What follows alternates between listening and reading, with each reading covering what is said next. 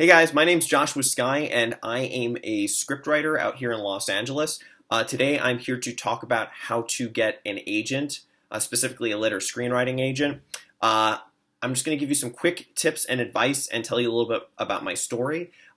First off, before you even try to land representation, my best advice is to have two scripts in the format that you're trying to go after. For example, if you want to write blockbuster features, have at least 2 to 3 really high caliber vetted scripts that you are comfortable sending out. If you want to write comedy, have one comedy spec and one comedy pilot. If you want to write animation, 2 animation pilots or one spec and one pilot. Or if you want to write television 1-hour drama, 2 1-hour pilots, or again, a spec or a 1-hour pilot. You want to be as specific as possible because you want to brand yourself as a certain type of writer.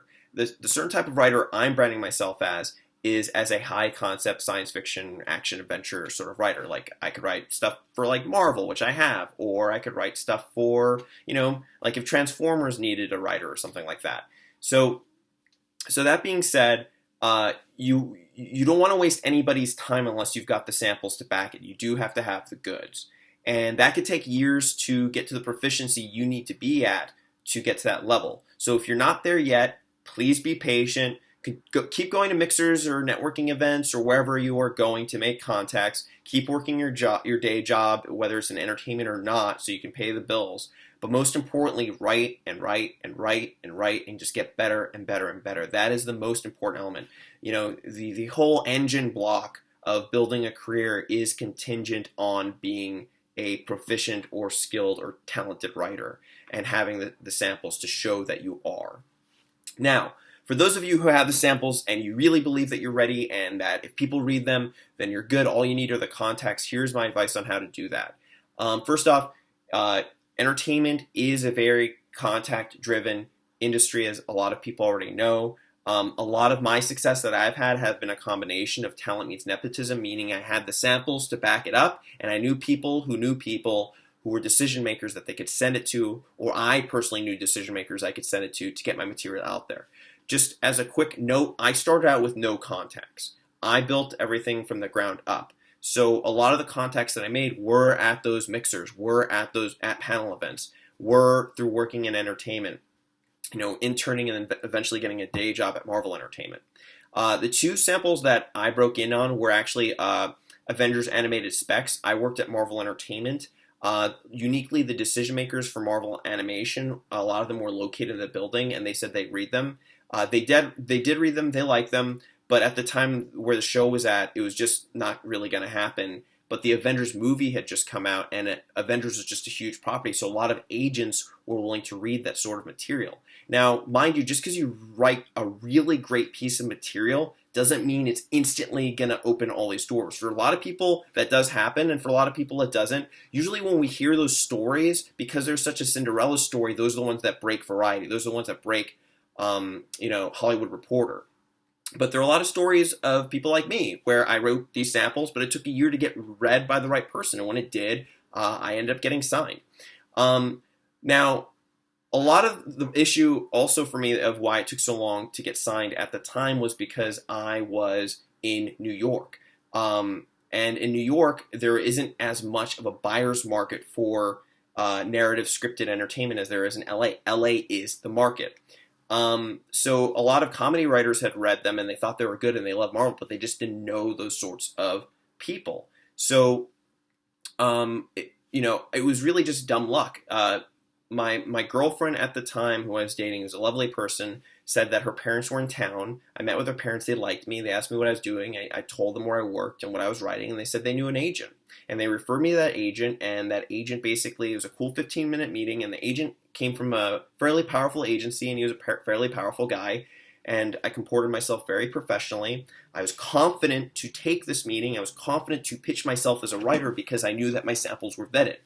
So he didn't even know why I was there. He said, "Are you here to be an agent or to get an agent?" I said, "I would like an agent." He asked me what I had. I pitched him what I had, and then he said, "Send me what you've got. If it's good, we can talk. If not, there's nothing I can do for you." Now,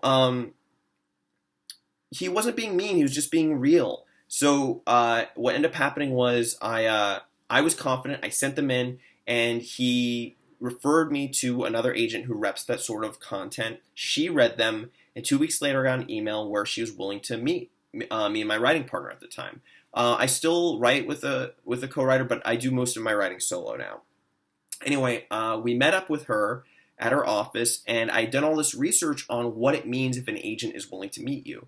Sometimes they just want to meet you to take a general, but sometimes they are interested in signing you, but they want to test out if you're sane, if they can send you out meetings, if you know how to comport yourself professionally, if you're not going to damage the reputation, but add to it, improve it. So, I read that, and I really took that to heart, and I went in, and she asked me what I was working on or what we were working on. I pitched her 3 things. That again, we made sure that these were vetted ideas. She liked them, and then she said, "Great.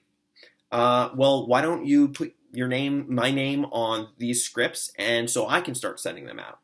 And now, a big piece of advice I got from another article was, if you have a meeting, if you get to the level where you get to have a meeting with a manager or agent that they requested to have or said they were willing to do, ask the question, "Are you interested in repping me?" Point blank at some point.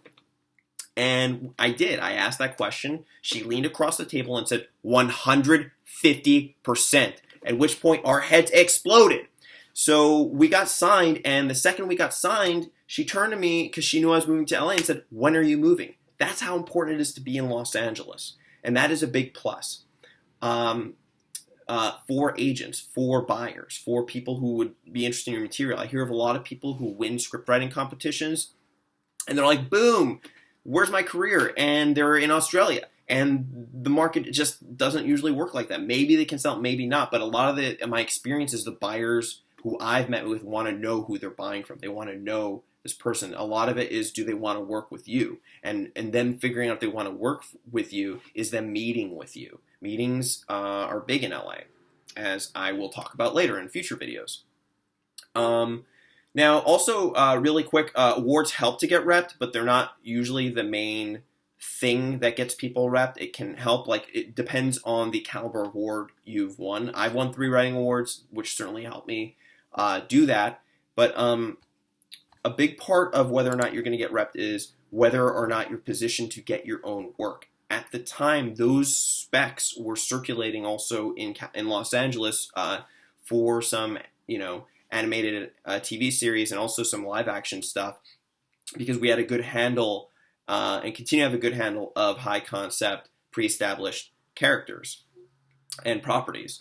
So being positioned in such a way that you can already get work. A lot of people who get signed by agents just have jobs in entertainment where they're an assistant, they're a writer, but they're an assistant to someone big, a decision maker, who can refer them to other buyers, or they're in those circles that the buyers are in. Agents will usually rep those people if they have good samples, or at least decent samples.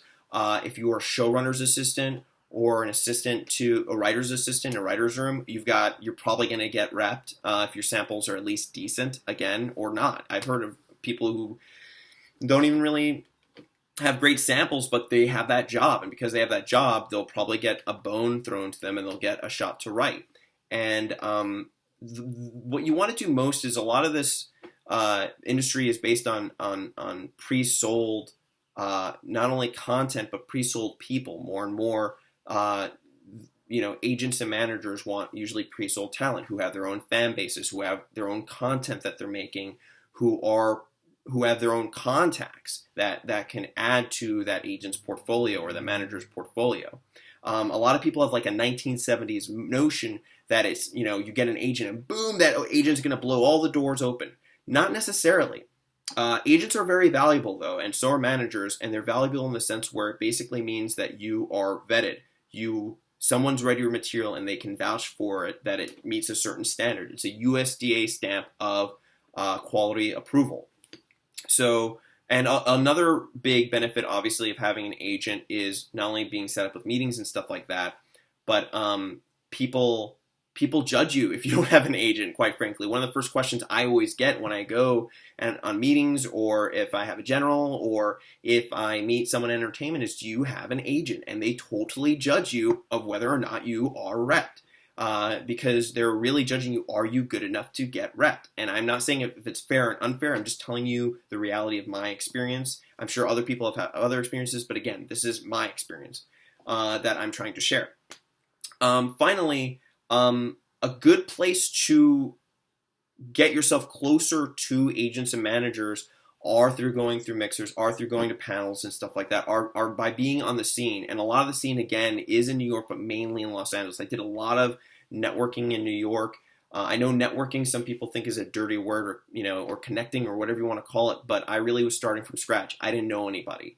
And slowly but methodically, I did start to get to know people. I started to make contacts through working in the industry, and it kind of snowballed from there. And it's something necessary because contacts are very important. Now, the sorts of contacts you'd want to make if you want to get repped or get referred to also when you're really starting out are assistants to agents and managers, because those assistants want to become agents and managers, and those assistants are the ones who are really willing to take the sorts of risks that you want them to take, which is reading new material, finding new undiscovered talent. So, if you've got the samples and you meet them and they're willing to read them, definitely send them out and try to cultivate relationships with those sorts of people because they are looking for new talent. Finally, I'd like to suggest reading a book that I have right here. It's called How to Manage Your Agent. I did not write it. I don't know this guy who wrote it, but I do use this book as a resource material. Here it is right here, How to Manage Your Agent by Chad Gervich. What I really like about this book is it doesn't only tell you how agents think, but it tells you about the realities of the industry, the history of the industry that agents and managers are in. It tells you the sorts of pressure that is put on agents and managers, so it gets you into the mindset of how they work. And the realities of their situation, so you can better use that information to arm yourself with when you go out for representation. It also has really great listings of what makes an agent or manager decide to sign you. So I highly suggest that book. There are a lot of books on this subject, but this is the one that I like most right now. I went to the writer's store, and this is a book that they actually have suggested I check out, and it's been very helpful. And what's great about it also, it doesn't only tell you how to get rep, but what to do once you have representation, because there's a lot of people are so obsessed with how to get rep that they don't realize that there are a lot of responsibilities that you have that are still on you as the talent or the writer or whatever you are the onus is on you really to keep putting yourself out there. And that's my rant on this subject. If you like this video, please share it or please subscribe, and I'll have more future videos about writing and about myself and about tips and strategies to help people's careers. All right, thanks so much and have a great day.